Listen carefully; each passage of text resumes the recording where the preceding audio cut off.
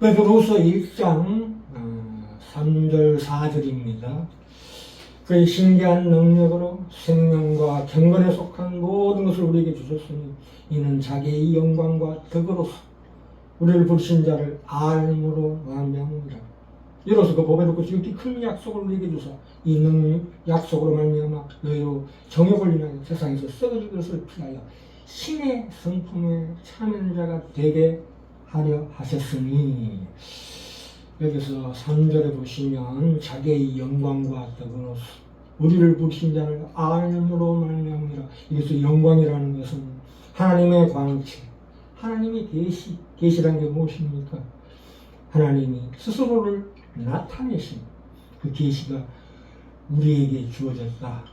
그리스도 안에서, 에베소서 1장 12절에 그리스도 안에서 약속의 성령으로 인치심을 받았으니 이는 우리의 기업이 보존이 돼서, 인치심, 보존, 그 영광을 참미케 하려 하심이라 이렇게 말씀하고 있습니다.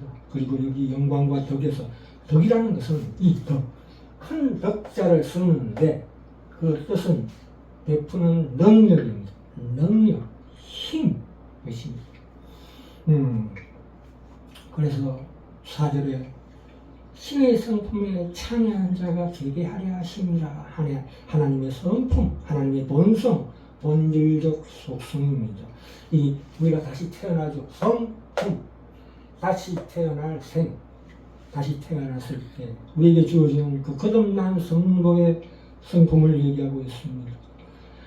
성품에 참여하는 자, 하나님을 알고 하나님과 같이 되는 것, 하나님의 생명이 있는 자로서의 그 성품을 나타내는 자, 새로운 기질을 가진 새로운 피조물이 우리입니다.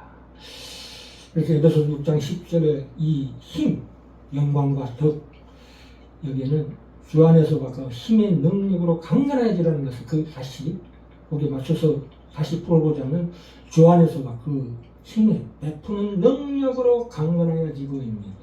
그래서 11절에 에베소 6장 11절에 마귀의 괴계를 능히 대적하기 위하여, 그러니까 마귀의 성품과 대비되는 보이지 않는 하나님 나라에 적합한 하나님의 자녀로서의 품격, 이것을 말씀하고 있습니다.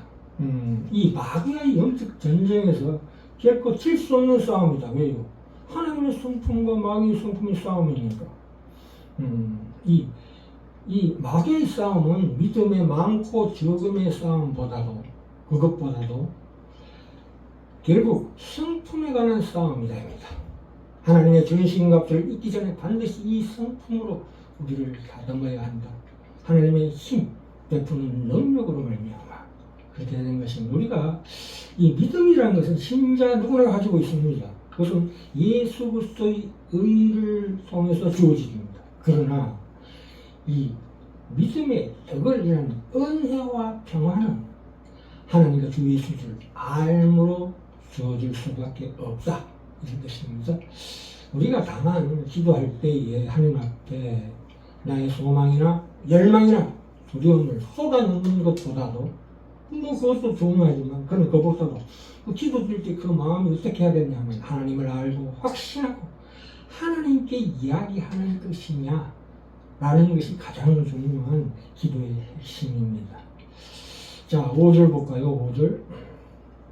그러므로 너희가 더욱 힘써 너희 믿음의 덕의 지식을, 이 세 가지가 나옵니다. 믿음의 덕을, 덕의 지식을. 이 5절에 나오는 이 믿음이라는 것은 하나님의 계시로 말미암아 보지 않고 믿는 자는 복되다 그랬죠. 요한복음 20장에 나오죠. 도마와 제자들이 본 것이 우리에게 고스란히 전이되는 놀라운 시간과 공간을 초월한 하나님의 계시의 능력이 거기서 나타난 것입니다.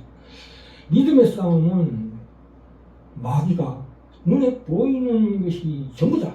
세상에 돈, 이익, 지위, 보상을, 그런 것들을 우리에게 계속 심어주려고 하는데 그 일상의 전쟁터에서 이 훈련을 받아야 한다. 무엇으로? 하나님의 성품으로 답해야 된다. 이것이 진정한 영역입니다. 이것이 진정한 영적 영역입니다. 그래서 하나님께서 우리에게 이 영역을 들으시기 위해서 우리 모두의 가장 좋은 인생을 허락하신 것을 인정해야 합니다. 우리 가정과 직장, 우리가 만나는 모든 이들과 함께하는 그 좌절과 실망과 슬픔과 절망까지도 우리를 다 튼튼하게 하는 우리 영역을 키우는 하나님의 성품을 기르는 과정이다. 이해하셔야 합니다. 우리가 기도나 방언으로 마귀를 쫓아내는 것이 아니라 하나님의 이 성품으로 하나님의 성품, 그 품격들, 그것이 바로 영적인 능력이다. 마귀와의 영적 전쟁에서 나타나는 영적 본능이라는 것은 바로 이 품격들, 하나님의 성품, 그 싸움에서 필수 불가결한 특성들이다.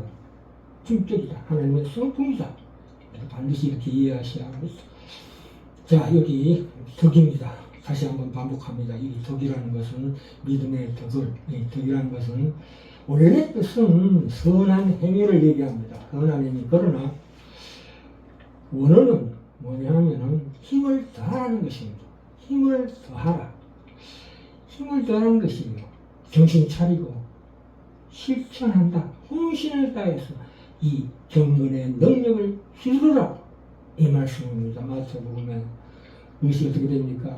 땅에 파묻힌 작은 겨자씨 같은 것이 결국 힘이 돋고 줄기가 나고 열매가 맺히고 큰 나무가 되어 새가 깃들 만한 그러한 것이 되는 것처럼 쏘는 가루수말 속에 누룩같이 부풀어서 우리가 아는 모든 사람들에게 전달되는 하나님의 동역자로서의 성품이 가장 중요한 영적 전쟁에서의 최고의 영적 능력이다.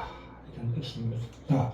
마지막으로 이 지식이라는 것은 우리가 이 지식, 믿음의 덕의 지식을 해서 이 지식이라는 것은 믿음 속에 있는 하나님을 아는 지식이 아니고 그 믿음을 펼칠 때 알아야 하는 그 지혜, 하나님의 구하는 지혜를 얘기하고 있습니다. 일테면 고린도전서 9장 12절에 나오지요. 바울이 여러 사람에게 내가 여러 모양이 되는 것은 그들을 구원코자 함이라.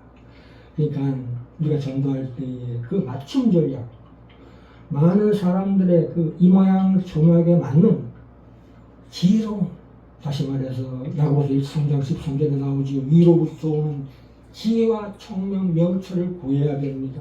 그것으로 말미암아 이 믿음의 덕을, 지식을 더하는 이것은 바로 강건한 하나님의 군사로서의 기본적인 지식입니다. 그래서 야고보서 5장 16절에 의인의 강구는 역사하는 힘이 크니라 이렇게 말씀하고 있습니다. 여기 인내, 동시에 인내도 힘이 포함되어 있습니다. 힘입니다. 이 인내라는 것은 무엇입니까? 하나님이 환난을 주실 때 환난 인내는 연단은 소망을 이루는 아니라 로마서 5장에 나오지요. 이 환난은 우리를 정신 차리게 하는 하나님의 방법인데 이 인내라는 것은 그 가야만 할 곳으로 돌이키는 그 자리를 인내라고 합니다. 가야만 할 그 자리를 인내라고 합니다. 하나님 앞에 다시 돌이켰을 때 그 다음에 하나님의 답을 찾기까지 묵묵히 기다리는 그 힘있는 능력, 시간입니다. 그랬을 때 하나님께서 새롭게 우리를 재창조하시는 놀라운 은혜를 받을 줄 믿습니다. 자, 오늘 제목이 영적 능력의 영광스러운 품격들. 무엇으로 싸웁니까? 말을 성품으로 싸웁니다. 성품이 바로 그 품격들, 믿음의 덕의 지식, 이런 것들이 바로 마귀의 영적 전쟁의 싸움에서 필수부각이라는 특성을 품격들이다. 마귀의 전쟁에서 이 하나님의 성품, 영적 능력의 영광스러운 품격들, 믿음의 덕의 지식을 이런 성품으로 싸웁니다. 그러나 가장 중요한 그게 반드시 들어가야 될 인내가 있습니다. 인내로 싸웁니다. 그 힘, 하나님의 덕, 믿음의 덕을 하는 그 인내로서 마귀의 전쟁에서 능히 이기는 성경 다 되시길 축원합니다.